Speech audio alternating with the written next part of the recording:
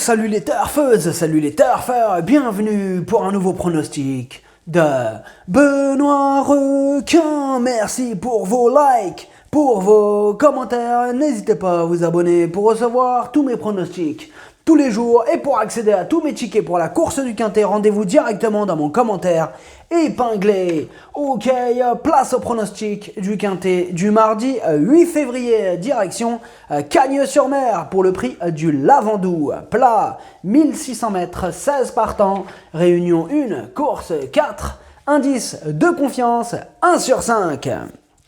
Le proverbe du jour, le renard ne se fait pas prendre deux fois au même piège. Alors je n'ai pas choisi ce proverbe par hasard, ce proverbe je le dédicace à Jonathan Van Meerbeek, l'entraîneur du numéro 14, arrivé 4e du Quintet de ce lundi 7 février à 44 contre 1. Alors il avait dit, l'entraîneur de ce 14, il avait dit, il est préférable de l'écarter, soi-disant c'est une rentrée, blablabla, je serai à son sulky, je prends pas de pilote.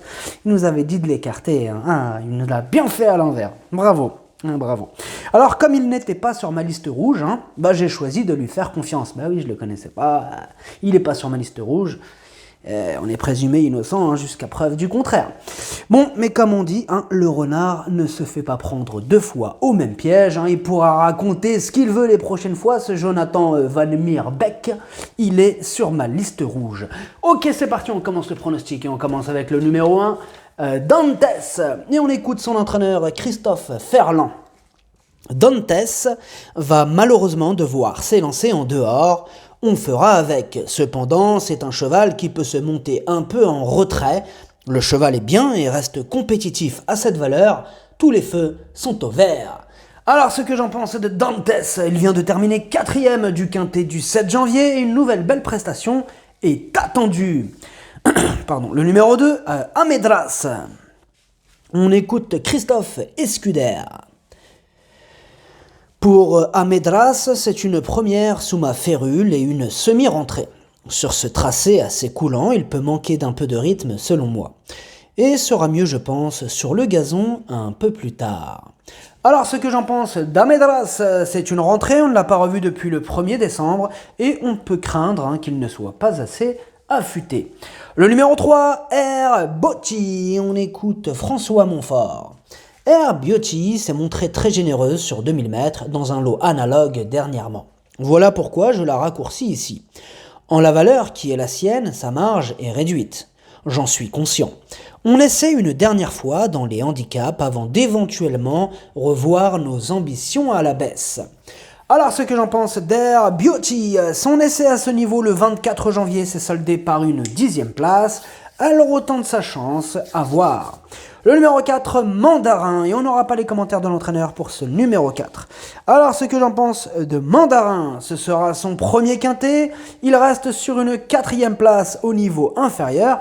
Ici, il monte donc de catégorie, affaire d'impression. Le numéro 5, Dr Karl, et pour lui aussi on n'aura pas les commentaires de l'entraîneur. Alors ce que j'en pense de Dr Karl, sa régularité fait plaisir à voir, il vient même de prouver sa compétitivité au niveau qui nous intéresse, il s'annonce redoutable. Le numéro 6, Houton, et pour lui aussi on n'aura pas les commentaires de l'entraîneur. Alors ce que j'en pense de ce Houton. Il vient de renouer avec les bonnes performances dans le Quintet du 21 janvier. Confirmation attendue. Le numéro 7, Quartilla. Et pour lui aussi, on n'aura pas les commentaires de l'entraîneur. Alors, ce que j'en pense de Quartilla, ses débuts à ce niveau le 19 janvier, s'est soldé par une encourageante 5e place à suivre. Le numéro 8, Perle de nuit. Et on écoute Édouard Montfort. Dernièrement, la course est à relativiser et l'arrivée a d'ailleurs été assez étonnante sur une piste collante qui ne correspond pas aux aptitudes de Perle de nuit. Je la trouve très bien le matin, apte à fournir sa juste valeur. Elle n'a pas beaucoup de marge, mais devrait, selon moi, bien se défendre. Alors, ce que j'en pense de Perle de nuit, tout d'abord, elle, c'est mon cheval de complément en cas de non partant. Elle fait de son mieux, elle vient de terminer 7e du Quintet du 21 janvier, et à l'issue d'un bon parcours, pourquoi pas, elle peut tenter d'améliorer son classement. Le numéro 9, Amira. Et on écoute Madame Gina Rarik. Pour une fois, on a un bon numéro à la corde et c'est une bonne chose. Amira était un peu agitée au départ dernièrement et j'espère qu'elle ne va pas recommencer car elle avait perdu de nombreuses longueurs au départ. Elle est en forme et a déjà bien couru sur la PSF. Je ne réalise pas trop un bon meeting et je ne suis pas plus optimiste que cela, mais elle est bien. Alors ce que j'en pense d'Amira, elle a terminé 8ème le jour de sa rentrée dans le quintet du 19 janvier. Des progrès sont attendus sur cette sortie, méfiance. Le numéro 10, Shyamala. Et on écoute Michel Krebs. Dernièrement, la contre-performance de Shyamala est à relativiser. En effet, on sait bien que le gazon n'est pas sa tasse de thé. Elle retrouve sa surface de prédilection ici pour cet engagement qui est son objectif du meeting.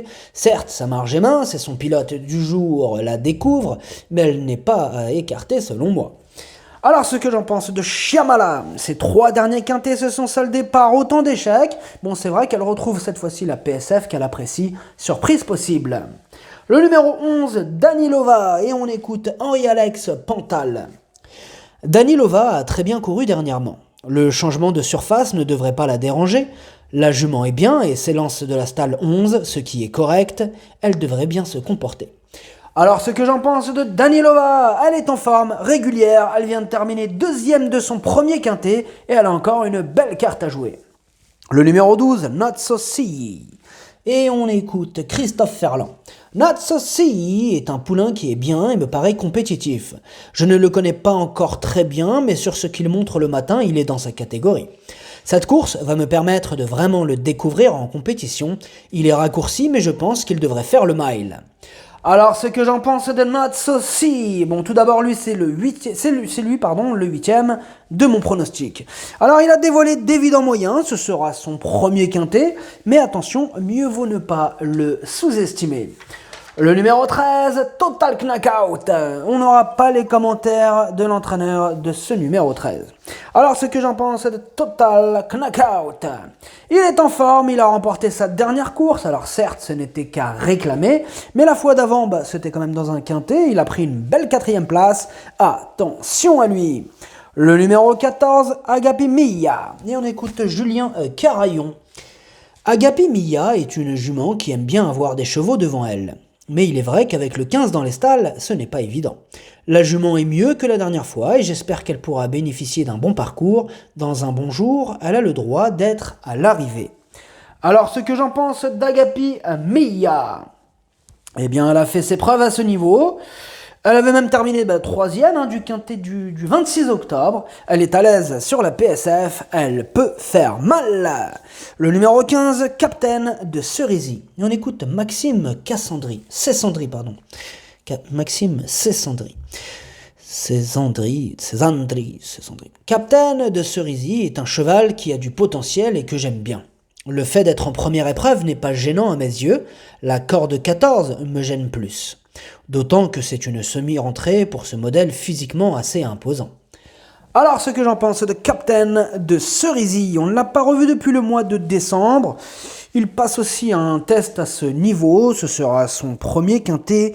Question de feeling. Le numéro 16, Marrakech Moon, et on écoute Jérôme Régnier. Marrakech Moon